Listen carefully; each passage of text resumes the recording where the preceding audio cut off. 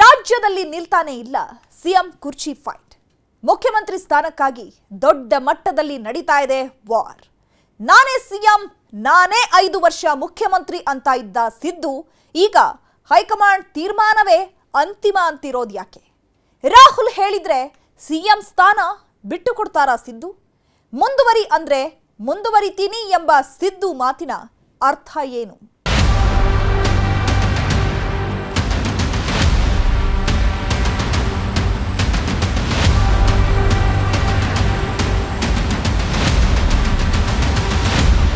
ನಮ್ಮಲ್ಲಿ ಹೈಕಮಾಂಡ್ ಇದೆ. ಹೈಕಮಾಂಡ್ ತೀರ್ಮಾನ ಮಾಡಿದ್ರೆ ಏನು ನನ್ನನ್ನೇ ಮುಂದುವರಿಸಿ ಅಂತಂದ್ರೆ ಮುಂದುವರಿತೀವಿ.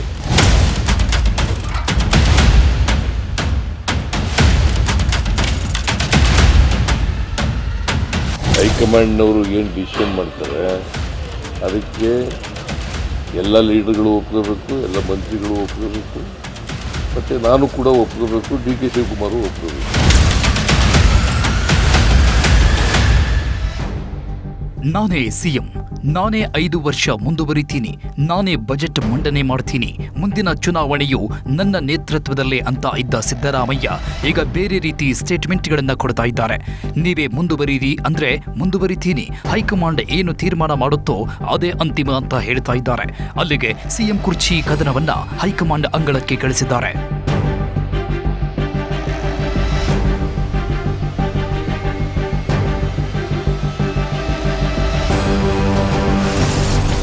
ರಾಜ್ಯದಲ್ಲಿ ಕುರ್ಚಿ ಕಸರತ್ತು, ಸಿದ್ದು ಹೈಕಮಾಂಡ್ ಅಸ್ತ್ರ.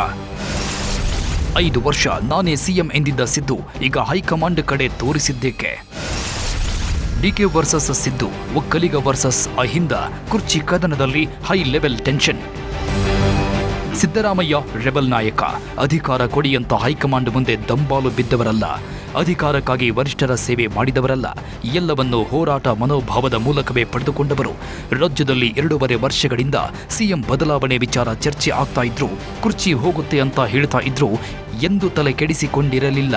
ಯಾರು ಏನೇ ಹೇಳಿದ್ರು ನಾನೇ ಸಿಎಂ, 5 ವರ್ಷ ನಾನೇ ಪೂರ್ಣಗೊಳಿಸ್ತೀನಿ ಅಂತ ಇದ್ದ ಸಿದ್ದರಾಮಯ್ಯ ಈಗ ಇದ್ದಕ್ಕಿದ್ದಂತೆ ಮಾತಿನ ವರಸೆ ಬದಲಾಯಿಸಿದ್ದಾರೆ. ಹೈಕಮಾಂಡ್ ತೀರ್ಮಾನವೇ ಅಂತಿಮ, ಅವರು ಏನ್ ನಿರ್ಧಾರ ತೆಗೆದುಕೊಳ್ತಾರೋ ಅದಕ್ಕೆ ಬದ್ಧವಾಗಿ ಇರ್ತೀನಿ, ಅವರು ಮುಂದುವರಿರಿ ಅಂದ್ರೆ ಮುಂದುವರಿತೀರಿ ಅಂತ ಹೇಳ್ತಾ ಇದ್ದಾರೆ. ರೀಸಫಲ್ ಮಾಡಲಿಕ್ಕೆ ಹೋಗಿದ್ದೆ, ಅವ್ರು ಏನಂತ ಹೇಳಿದ್ರು, ಮಾಡುವಂತ ಹೇಳಿದ್ರು. ಈಗ 5 ತಿಂಗಳಿಗೆ ಆಮೇಲೆ ನಾನು ಹೇಳಿದೆ 2.5 ವರ್ಷ ತುಂಬಲಿ ಆಮೇಲೆ ಮಾಡೋಣ ಅಂತ ಹೇಳಿದೆ. ಗೊತ್ತಾಯ್ತಾ? ಈಗ ಹೈಕಮಾಂಡ್ ಅವ್ರು ಏನ್ ಹೇಳ್ತಾರೆ ಅದನ್ನ ನಾವು ಕೇಳೋದು. ನಮ್ಮಲ್ಲಿ ಹೈಕಮಾಂಡ್ ಇದೆ. ಹೈಕಮಾಂಡ್ ತೀರ್ಮಾನ ಮಾಡಿದ್ರೆ ಏನು ನನ್ನನ್ನೇ ಮುಂದುವರಿಸಿ ಅಂತಂದ್ರೆ ಮುಂದುವರಿತೀವಿ. ಗೊತ್ತಾಯ್ತಾ? ಹೈಕಮಾಂಡ್ ಏನ್ ತೀರ್ಮಾನ ಮಾಡ್ತಾರೆ ಅಂತಿಮವಾಗಿ ಹೈಕಮಾಂಡ್ ಹೈಕಮಾಂಡ್ನವರು ಏನ್ ತೀರ್ಮಾನ ಮಾಡ್ತಾರೆ ಅವಂತ ನಾವು. ಕೆಲವು ದಿನಗಳಿಂದ ಸಿಎಂ ಸಿದ್ದರಾಮಯ್ಯ ತಮ್ಮ ಮಾತಿನ ದಾಟಿ ಬದಲಾಯಿಸಿದ್ದಾರೆ. ನಾನೇ ಸಿಎಂ ಆಗಿರ್ತೀನಿ, 2.5 ವರ್ಷಗಳ ಒಪ್ಪಂದ ಏನೂ ಆಗಿಲ್ಲ, ಹೈಕಮಾಂಡ್ ನನ್ನನ್ನ 5 ವರ್ಷಕ್ಕೆ ಆಯ್ಕೆ ಮಾಡಿದೆ ಅಂತ ಹೇಳ್ತಾ ಇದ್ದ ಸಿದ್ದರಾಮಯ್ಯ ಈಗ 2.5 ವರ್ಷಗಳು ಆದ ನಂತರ ಬೇರೆ ರೀತಿ ಹೇಳಿಕೆ ಕೊಡ್ತಾ ಇದ್ದಾರೆ. ಯಾರು ಸಿಎಂ ಆಗಿರಬೇಕು ಅನ್ನೋದು ಹೈಕಮಾಂಡ್ನವರ ತೀರ್ಮಾನ. ಅವರು ಹೇಳಿದ್ರೆ ಕೇಳಲೇಬೇಕಾಗುತ್ತೆ, ನಾನು ಕೇಳಬೇಕು, DK ಶಿವಕುಮಾರ್ ಸಹ ಕೇಳಬೇಕು. ಹಾಗಾಗಿ ನಾನು ಮುಂದುವರಿಯಬೇಕಾ ಬೇಡವಾ ಅನ್ನೋದನ್ನ ಹೈಕಮಾಂಡ್ ತೀರ್ಮಾನಿಸುತ್ತೆ ಅಂತ ಹೈಕಮಾಂಡ್ ಕಡೆ ಬೊಟ್ಟು ಮಾಡ್ತಾ ಇದ್ದಾರೆ.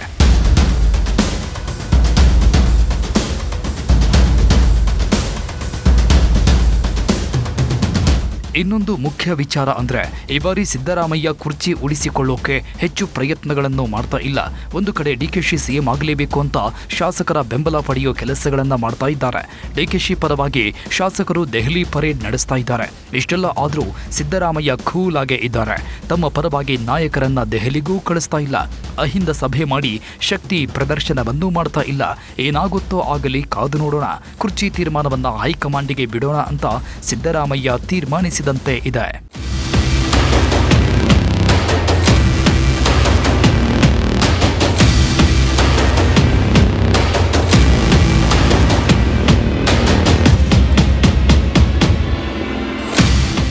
ಎಸ್, ಸಿಎಂ ಸಿದ್ದರಾಮಯ್ಯ ಈಗ ಕುರ್ಚಿ ಉಳಿಸಿಕೊಳ್ಳೋಕೆ ಫೈಟ್ ಮಾಡ್ತಾ ಇಲ್ಲ. ಕುರ್ಚಿ ಕದನದ ಭಾರವನ್ನೆಲ್ಲ ಹೈಕಮಾಂಡ್ ಮೇಲೆ ಹಾಕುವ ಕೆಲಸ ಮಾಡ್ತಾ ಇದ್ದಾರೆ. ನಾನೇ ಸಿಎಂ ಆಗಿ ಮುಂದುವರಿತೀನಿ ಅಂತ ಹೇಳಿಕೆ ಕೊಟ್ರೆ ಹೈಕಮಾಂಡ್ಗೆ ಸೆಡ್ಡು ಹೊಡೆದ ಹಾಗೆ ಆಗುತ್ತೆ. ಅದಕ್ಕೆ ಹೈಕಮಾಂಡ್ ತೀರ್ಮಾನದಂತೆ ನಾನು ನಡೆದುಕೊಳ್ತೀನಿ ಅಂದ್ರೆ ಸಿಎಂ ಬದಲಾವಣೆಯ ಸಾಧಕ ಬಾಧಕಗಳೆಲ್ಲ ಹೈಕಮಾಂಡ್ ಹೊರಬೇಕಾಗುತ್ತೆ. ಸಿಎಂ ಬದಲಾವಣೆ ಮಾಡೋದು ಅಷ್ಟೊಂದು ಸುಲಭದ ಕೆಲಸ ಅಲ್ಲ. ಮಾಡಿದ್ರೆ ಆಗೋ ಪರಿಣಾಮಗಳ ಬಗ್ಗೆ ಹೈಕಮಾಂಡಿಗೂ ಗೊತ್ತಿದೆ. ಅದೇ ಕಾರಣಕ್ಕೆ ಸಿದ್ದು ಹೈಕಮಾಂಡ್ ಬಾಣ ಬಿಟ್ಟಿದ್ದಾರೆ ಅಂತ ಹೇಳಲಾಗ್ತಾ ಇದೆ.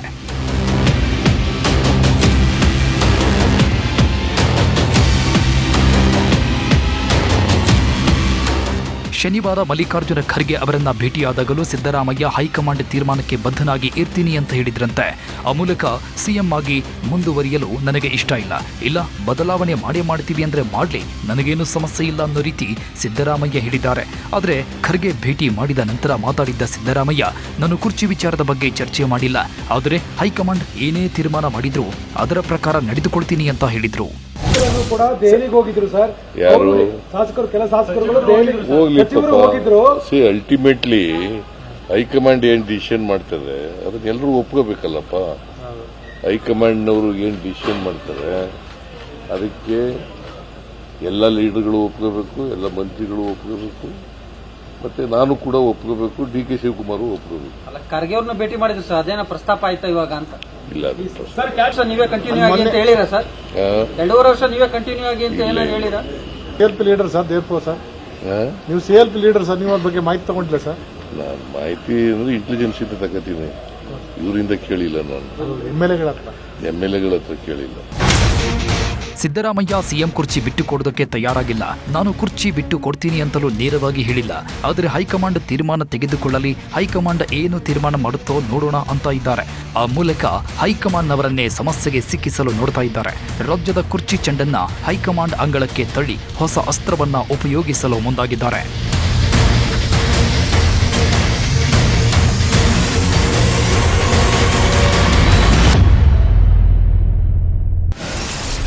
ಈಗ ಸಿದ್ದರಾಮಯ್ಯ ಹೈಕಮಾಂಡ್ ಅಸ್ತ್ರ ಬಳಸ್ತಾ ಇರೋದು ಯಾಕೆ ಅಂತ ನೋಡೋದಾದ್ರೆ, ರಾಜ್ಯದಲ್ಲಿ ಹಲವು ತಿಂಗಳಿಂದ ಕುರ್ಚಿ ಕದನ ನಡೀತಾ ಇದ್ರೂ ಹೈಕಮಾಂಡ್ ಸೈಲೆಂಟ್ ಆಗೇ ಇದೆ. ಸಮಸ್ಯೆಯನ್ನ ಬಗೆಹರಿಸುವ ಕೆಲಸ ಮಾಡ್ತಾ ಇಲ್ಲ. ಸಿದ್ದರಾಮಯ್ಯ 5 ವರ್ಷ ಸಿಎಂ ಆಗಿ ಮುಂದುವರಿತಾರೆ ಅಂತ ಹೇಳ್ತಾ ಇಲ್ಲ. ಎಐಸಿಸಿ ಅಧ್ಯಕ್ಷ ಖರ್ಗೆ ಅವರಿಂದಲೂ ಕುರ್ಚಿ ಫೈಟ್ ನಿಲ್ಲಿಸೋದಕ್ಕೆ ಆಗಿಲ್ಲ. ಅದಕ್ಕೆ ಹೈಕಮಾಂಡ್ ಬಾಯಿ ಬಿಡಿಸಬೇಕು ಅಂತ ಸಿದ್ದರಾಮಯ್ಯ ಪ್ಲಾನ್ ಮಾಡಿದ್ದು ವರಿಷ್ಠರ ಮೂಲಕವೇ ಡಿಕೆಶಿಗೆ ಬ್ರೇಕ್ ಹಾಕಿಸಲು ಸ್ಕೆಚ್ ಹಾಕಿದ್ದಾರಂತೆ.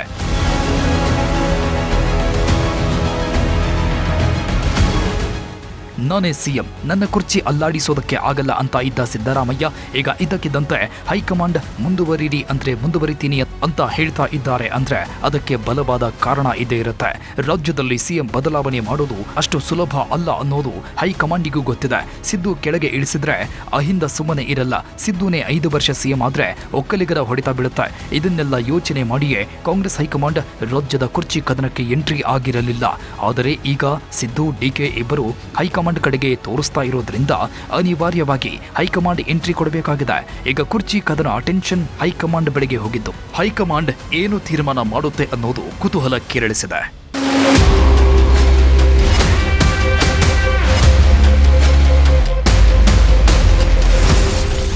ಕುರ್ಚಿ ಕದನದ ಚೆಂಡು ಹೈಕಮಾಂಡ್ ಅಂಗಳಕ್ಕೆ. ಸಮಸ್ಯೆ ಬಗೆಹರಿಸುತ್ತಾರಾ ಕಾಂಗ್ರೆಸ್ ವರಿಷ್ಠರು? ಒಂದು ಕಡೆ ರಾಜ್ಯದ ಪ್ರಬಲ ಸಮುದಾಯ ಒಕ್ಕಲಿಗರು, ಮತ್ತೊಂದು ಕಡೆ ಕಾಂಗ್ರೆಸ್ ವೋಟ್ ಬ್ಯಾಂಕ್ ಅಹಿಂದ ಸಮುದಾಯ. ಯಾರನ್ನ ಎದುರು ಹಾಕಿಕೊಂಡ್ರೂ ಕಾಂಗ್ರೆಸ್ ಪಕ್ಷಕ್ಕೆ ಹೊಡೆತ. ಅದಕ್ಕೆ ಹಲವು ತಿಂಗಳುಗಳಿಂದ ರಾಜ್ಯದಲ್ಲಿ ಸಿಎಂ ಕುರ್ಚಿಗಾಗಿ ಕದನ ನಡೀತಾ ಇದ್ರು ಹೈಕಮಾಂಡ್ ಮಾತ್ರ ತಲೆಗೆ ಹಾಕಿಕೊಂಡಿರಲಿಲ್ಲ. ಒಂದು ಕಡೆ ಡಿಕೆಶಿ ಹೈಕಮಾಂಡ್ ತೀರ್ಮಾನ ಮಾಡುತ್ತೆ, ಹೈಕಮಾಂಡ್ ಏನು ಹೇಳಿದ್ರು ಕೇಳ್ತೀನಿ ಅಂತ ಹೇಳಿಕೆಗಳನ್ನ ಕೊಡ್ತಾ ಇದ್ರು. ಈಗ ಸಿದ್ದು ಸಹ ಅದೇ ರೀತಿಯ ಸ್ಟೇಟ್ಮೆಂಟ್ಗಳನ್ನ ಕೊಡ್ತಾ ಇದ್ದಾರೆ. ಹೈಕಮಾಂಡ್ ಹೇಳಿದ್ದನ್ನ ಎಲ್ಲರೂ ಕೇಳಲೇಬೇಕು, ಅವರು ಮುಂದುವರಿರಿ ಅಂತ ಅಭಯ ಕೊಟ್ರೆ ಮುಂದುವರಿತೀನಿ ಅಂತ ಹೇಳಿದ್ದಾರೆ.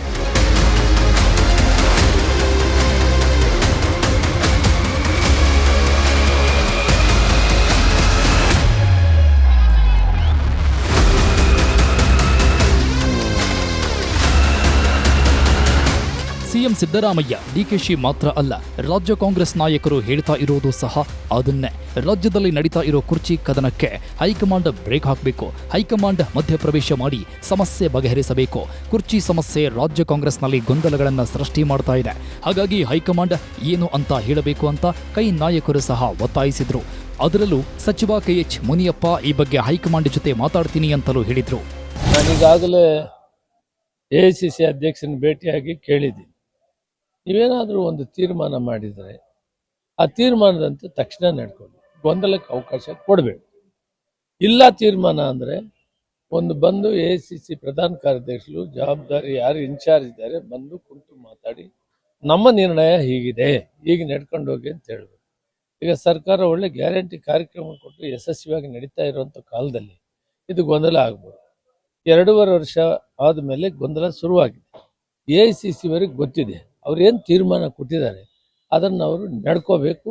ಆದಷ್ಟು ಬೇಗ ಗೊಂದಲವನ್ನು ನಿಲ್ಲಿಸಬೇಕು ಅಂತ ನಾನು ಅವ್ರಿಗೆ ಒತ್ತಾಯ ಮಾಡ್ತೀನಿ.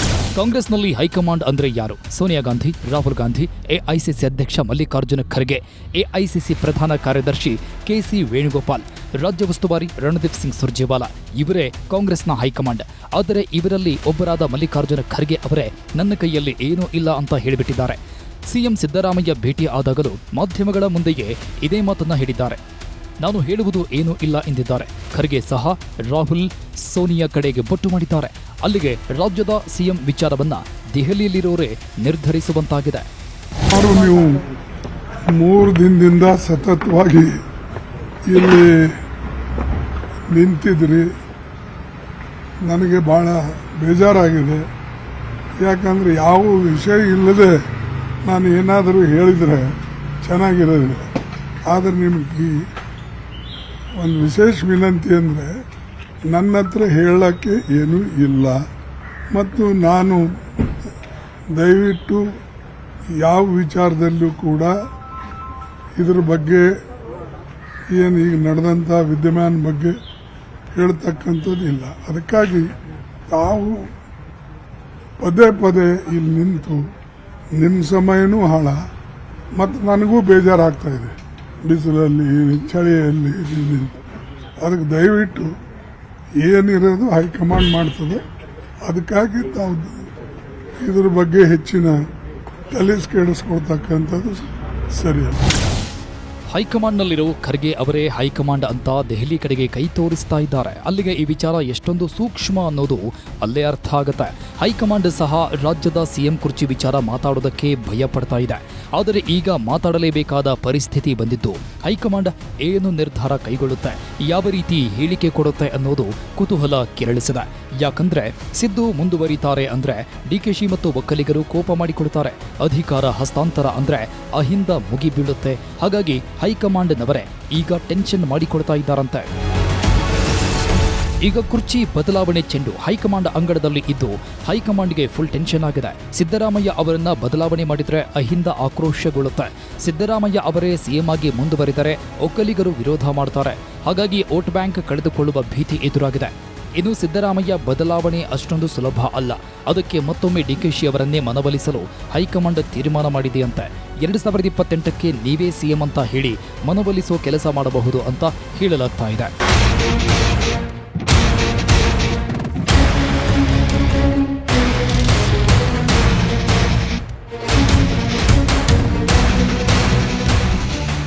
ಸಿಎಂ ಸಿದ್ದರಾಮಯ್ಯ ಏನೋ ಹೈಕಮಾಂಡ್ ಏನೇ ತೀರ್ಮಾನ ಮಾಡಿದ್ರು ನಾನು ಅದರಂತೆ ನಡೆದುಕೊಳ್ತೀನಿ ಅಂತ ಹೇಳಿಬಿಟ್ಟಿದ್ದಾರೆ. ಹಾಗೆಂತ ಸಿದ್ದರಾಮಯ್ಯ ಅವರನ್ನ ಬದಲಾವಣೆ ಮಾಡೋಕೆ ಹೋದ್ರೆ ಅದರಿಂದ ಕಾಂಗ್ರೆಸ್ ಪಕ್ಷಕ್ಕೆ ಹೊಡೆತ ಬೀಳುತ್ತೆ. ಸಿದ್ದರಾಮಯ್ಯ ರಾಜ್ಯದ ದೊಡ್ಡ ಮಾಸ್ ಲೀಡರ್, ಅಹಿಂದ ಸಮುದಾಯಗಳಿಗೆ ಅವರೇ ಸುಪ್ರೀಂ ಲೀಡರ್. ಅವರನ್ನ ಎದುರು ಹಾಕೊಂಡ್ರೆ ಕಾಂಗ್ರೆಸ್ನ ಅಹಿಂದ ಮತಗಳೆಲ್ಲ ಛಿದ್ರ ಆಗುತ್ತೆ. ಸಿದ್ದು ಸಿಎಂ ಸ್ಥಾನದಿಂದ ಕೆಳಗೆ ಇಳಿದ್ರೆ ಅಹಿಂದ ಮತಗಳು ಮತ್ತೆ ಎಂದೂ ಕಾಂಗ್ರೆಸ್ ಕಡೆ ಬರಲಾರವು. ಸಿದ್ದು ನಿವೃತ್ತಿ ಪಡೆದ ನಂತರವೂ ಅವರನ್ನ ಪಕ್ಷ ಉಳಿಸಿಕೊಳ್ಳಬೇಕು. ಇಲ್ಲಾಂದ್ರೆ ಅಹಿಂದ ವೋಟ್ ಬ್ಯಾಂಕ್ ಕಾಂಗ್ರೆಸ್ಗೆ ಸಿಗೋದಿಲ್ಲ.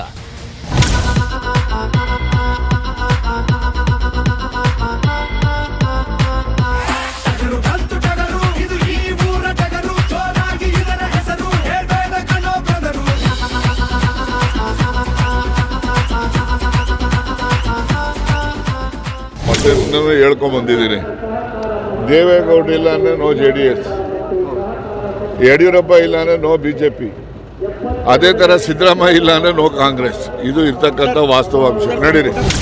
ಬಿಜೆಪಿಗೆ ಬಿಎಸ್ವೈ ಹೇಗೋ ಕಾಂಗ್ರೆಸ್ಗೆ ಸಿದ್ದರಾಮಯ್ಯ ಹಾಗಾಗಿ ಅವರನ್ನ ಸಿಎಂ ಸ್ಥಾನದಿಂದ ಕೆಳಗೆ ಇಳಿಸೋದು ಅಷ್ಟೊಂದು ಸುಲಭ ಅಲ್ಲ.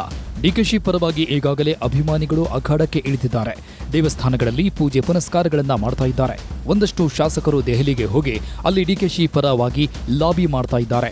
ಅದರ ಜೊತೆಗೆ ಒಕ್ಕಲಿಗರು ಡಿಕೆಶಿ ಪರ ಹೋರಾಟಕ್ಕೆ ಇಳಿದಿದ್ದು ಪ್ರತಿಭಟನೆಗಳನ್ನ ಮಾಡ್ತಾ ಇದ್ದಾರೆ. ಒಂದು ವೇಳೆ ಈ ಬಾರಿ ಡಿಕೆಶಿಗೆ ಸಿಎಂ ಸ್ಥಾನ ಸಿಗಲಿಲ್ಲ ಅಂದ್ರೆ ಒಕ್ಕಲಿಗರು ದೊಡ್ಡ ಮಟ್ಟದಲ್ಲಿ ಹೋರಾಟಕ್ಕೆ ಕರೆ ಕೊಡಬಹುದು, ಶಕ್ತಿ ಪ್ರದರ್ಶನ ಮಾಡಬಹುದು. ಸದ್ಯ ಕಾಂಗ್ರೆಸ್ನಲ್ಲಿ ಒಕ್ಕಲಿಗ ಲೀಡರ್ ಅಂದ್ರೆ ಮೊದಲಿಗೆ ಕಾಣಿಸೋದು ಡಿಕೆ ಶಿವಕುಮಾರ್ ಅವರೇ. ಹಾಗಾಗಿ ಡಿಕೆಶಿ ವಿರುದ್ಧ ಕಟ್ಟಿಕೊಂಡ್ರೆ ಒಕ್ಕಲಿಗರ ಮತಗಳು ದೂರ ಆಗುವ ಸಾಧ್ಯತೆ ಇದೆ. ವಿಧಾನಸಭೆ ಚುನಾವಣೆಯಲ್ಲಿ ಹಳೆ ಮೈಸೂರು ಭಾಗದಲ್ಲಿ ಕಾಂಗ್ರೆಸ್ ಉತ್ತಮ ಸಾಧನೆ ಮಾಡಿತ್ತು. ಮಂಡ್ಯ, ಮೈಸೂರು ಜಿಲ್ಲೆಗಳಲ್ಲಿ ಒಕ್ಕಲಿಗರ ಮತಗಳು ಕಾಂಗ್ರೆಸ್ಗೆ ಬಂದಿದ್ದೇ ಈ ಸಾಧನೆಗೆ ಕಾರಣ. ಅದರ ಹಿಂದೆ ಇರೋದು ಡಿಕೆಶಿ.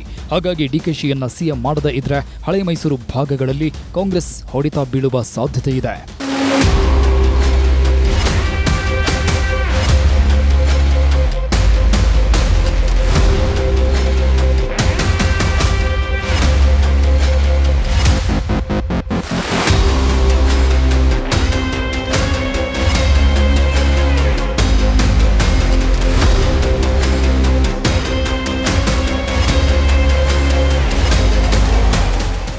ಮತ್ತೊಂದು ಕಡೆ ಸಿದ್ದರಾಮಯ್ಯ ಅವರನ್ನ ಕೈಬಿಟ್ರೆ ಇಡೀ ರಾಜ್ಯದಲ್ಲೇ ಕಾಂಗ್ರೆಸ್ಗೆ ಹೊಡೆತ ಬೀಳುತ್ತೆ.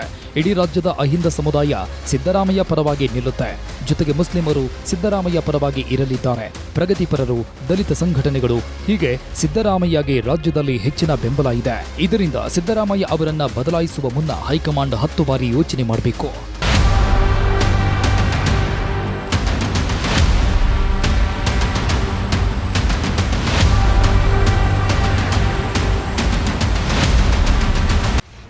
ರಾಜ್ಯದಲ್ಲಿ ಸಿಎಂ ಕುರ್ಚಿ ಕಿತ್ತಾಟ ತಾರಕಕ್ಕೇರಿದೆ. ಪರಿಸ್ಥಿತಿ ಕೈಮೀರಿ ಹೋಗ್ತಾ ಇದೆ. ಇನ್ನೂ ಸುಮ್ಮನೆ ಇದ್ರೆ ಸರಿಯಾಗಲ್ಲ ಅಂತ ಹೈಕಮಾಂಡ್ ತೀರ್ಮಾನಿಸಿದೆಯಂತೆ. ಈಗಾಗಲೇ ಎಲ್ಲ ಮಾಹಿತಿ ಪಡೆದುಕೊಂಡಿರೋ ಕಾಂಗ್ರೆಸ್ ಹೈಕಮಾಂಡ್ 2 ದಿನದಲ್ಲಿ ಕುರ್ಚಿ ಕದನಕ್ಕೆ ಫುಲ್ ಸ್ಟಾಪ್ ಇಡಲಿದೆ ಅಂತ ಹೇಳಲಾಗ್ತಾ ಇದೆ. ರಿಪೋರ್ಟ್ ರೆಡಿ ಮಾಡಿದ ಖರ್ಗೆ, ಮಾಹಿತಿ ಪಡ್ಕೊಂಡ ರಾಹುಲ್. ಖರ್ಗೆ ರಿಪೋರ್ಟ್ನಲ್ಲಿ ಏನಿದೆ? ರಾಗ ಸೋನಿಯಾ ಏನಂತಾರೆ? ಸಿದ್ದು ಪರ ಅಹಿಂದ, ಡಿಕೆ ಪರ ಒಕ್ಕಲಿಗರು, ಏನಾಗಲಿದೆ ರಾಜ್ಯದ ಕಾಂಗ್ರೆಸ್ ಕಥೆ? ಸಮಸ್ಯೆಯನ್ನ ಈಗಾಗಲೇ ಬಗೆಹರಿಸಬೇಕಾಗಿತ್ತು.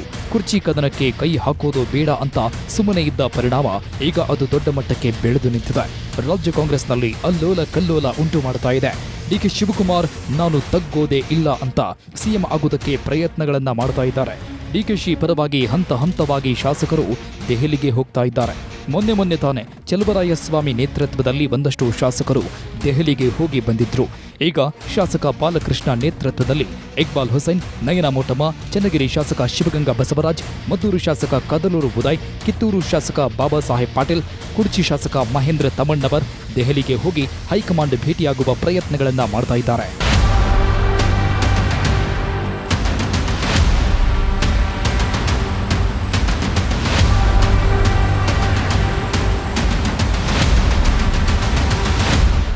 ಇತ ಸಿದ್ದು ಬಣ ಸೈಲೆಂಟ್ ಆಗಿದ್ರು. ಅಹಿಂದ ಸಂಘಟನೆ ಮಾತ್ರ ಸಿದ್ದು ಪರವಾಗಿ ಧ್ವನಿ ಎತ್ತಿದೆ. ಸಿದ್ದರಾಮಯ್ಯ ಪರ ನಿಂತ ಅಹಿಂದ ಸಂಘಟನೆಗಳು ರಾಜ್ಯದಾದ್ಯಂತ ಪ್ರತಿಭಟನೆಗೆ ಕರೆ ಕೊಟ್ಟಿವೆ. ಎಲ್ಲ ಜಿಲ್ಲೆ, ತಾಲೂಕುಗಳಲ್ಲಿ ಪ್ರತಿಭಟನೆ ನಡೆಸಲು ಅಹಿಂದ ಸಂಘಟನೆಗಳ ರಾಜ್ಯ ಒಕ್ಕೂಟ ನಿರ್ಧಾರ ಮಾಡಿದೆ. ಅಹಿಂದ ರಾಜ್ಯಾಧ್ಯಕ್ಷ ಪ್ರಭುಲಿಂಗ ದೊಡ್ಡಿನಿಯಿಂದ ಸಂದೇಶ ರವಾನೆಯಾಗಿದೆ. ಸಿದ್ದರಾಮಯ್ಯ ಇಲ್ಲ ಅಂದ್ರೆ ಕಾಂಗ್ರೆಸ್ ಇಲ್ಲ ಅಂತ ಹೈಕಮಾಂಡ್ಗೆ ಎಚ್ಚರಿಕೆ ರವಾನಿಸಲು ಮುಂದಾಗಿದೆ. ತಮ್ಮ ಪದಾಧಿಕಾರಿಗಳಿಗೆ ಕರೆ ನೀಡಿದ ಅಹಿಂದ ಒಕ್ಕೂಟ ಎಲ್ಲ ಕಡೆ ಪ್ರತಿಭಟನೆ ಹಮ್ಮಿಕೊಳ್ಳಿ, ಸಿದ್ದರಾಮಯ್ಯ ಪರ ಹೈಕಮಾಂಡ್ಗೆ ಸಂದೇಶ ರವಾನಿಸಿ ಅಂತ ಕರೆ ಕೊಟ್ಟಿದೆ. ಹೀಗೆ 2 ಕಡೆಯಿಂದಲೂ ಕುರ್ಚಿಗಾಗಿ ಹೋರಾಟಗಳು ಶುರುವಾಗಿದ್ದು ಹೈಕಮಾಂಡ್ಗೆ ಟೆನ್ಷನ್ ಹೆಚ್ಚಾಗಿದೆ. ಅದಕ್ಕೆ ರಾಜ್ಯದ ಕುರ್ಚಿ ಕದನದ ಬಗ್ಗೆ ಖರ್ಗೆ ಅವರಿಂದ ಮಾಹಿತಿ ಪಡೆದುಕೊಂಡಿರುವ ರಾಹುಲ್ ಗಾಂಧಿ ಈಗ ಬಿಕೆ ಹರಿಪ್ರಸಾದ್ ಅವರಿಂದಲೂ ಎಲ್ಲ ಬೆಳವಣಿಗೆಗಳ ಬಗ್ಗೆ ಕೇಳಿ ತಿಳಿದುಕೊಂಡಿದ್ದಾರಂತೆ. ಏನಾಗ್ತಾ ಇದೆ, ಏನು ಮಾಡಿದ್ರೆ ಸೂಕ್ತ ಅನ್ನೋದ್ರ ಬಗ್ಗೆ ಹರಿಪ್ರಸಾದ್ ಜೊತೆ ಚರ್ಚೆ ಮಾಡಿದ್ದಾರೆ. ಮತ್ತೊಂದು ಕಡೆ ಖರ್ಗೆ ಸಹ ಒಂದು ರಿಪೋರ್ಟ್ ರೆಡಿ ಮಾಡಿದ್ದು ರಾಹುಲ್ ಗಾಂಧಿಗೆ ಕೊಡಲು ತೀರ್ಮಾನಿಸಿದ್ದಾರಂತೆ. ರಾಜ್ಯದಲ್ಲಿ 3 ದಿನಗಳಿಂದ ಇದ್ದ ಎಐಸಿಸಿ ಅಧ್ಯಕ್ಷ ಮಲ್ಲಿಕಾರ್ಜುನ ಖರ್ಗೆ ಸಿಎಂ ಡಿಕೆಶಿ ಬಣಗಳ ಅಭಿಪ್ರಾಯವನ್ನ ಸಂಗ್ರಹ ಮಾಡಿದ್ದಾರೆ. ತಟಸ್ಥ ಶಾಸಕರ ಅಭಿಪ್ರಾಯವನ್ನ ಪಡೆದಿರುವ ಖರ್ಗೆ ನಾಯಕತ್ವ ಬದಲಾವಣೆಯ ಅಗತ್ಯ ಇದೆಯಾ ಅಥವಾ ಸಚಿವ ಸಂಪುಟ ರಚನೆ ಮಾಡಬೇಕಾ ಅಂತ ಕೇಳಿದ್ದಾರಂತೆ. ಇದೇ ವಿಚಾರದ ಬಗ್ಗೆ ಸಿಎಂ ಸಿದ್ದರಾಮಯ್ಯ ಬಳಿಯೂ ಮಾತಾಡಿದ್ದು ಅದರ ರಿಪೋರ್ಟ್ ಹೈಕಮಾಂಡಿಗೆ ಕೊಡಲಿದ್ದಾರೆ.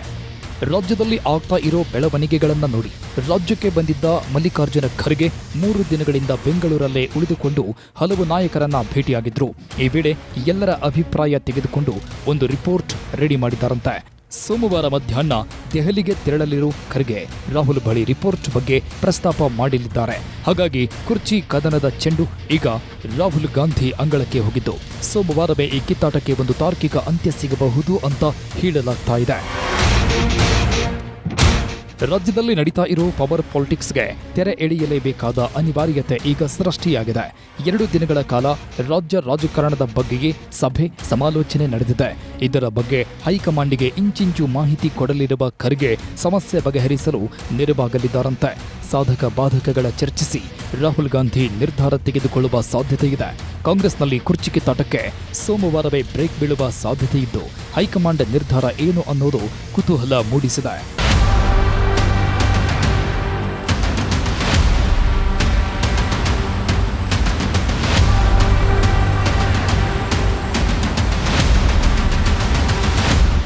ಹೈಕಮಾಂಡ್ ಏನೇ ನಿರ್ಧಾರ ಮಾಡಿದ್ರು ಅದು ಸಿದ್ದರಾಮಯ್ಯಗೂ ಬೇಜಾರು ಮಾಡಿಸಬಾರದು, ಡಿಕೆಶಿ ಬೆಂಬಲಿಗರಿಗೂ ಕೋಪ ತರಿಸಬಾರದು.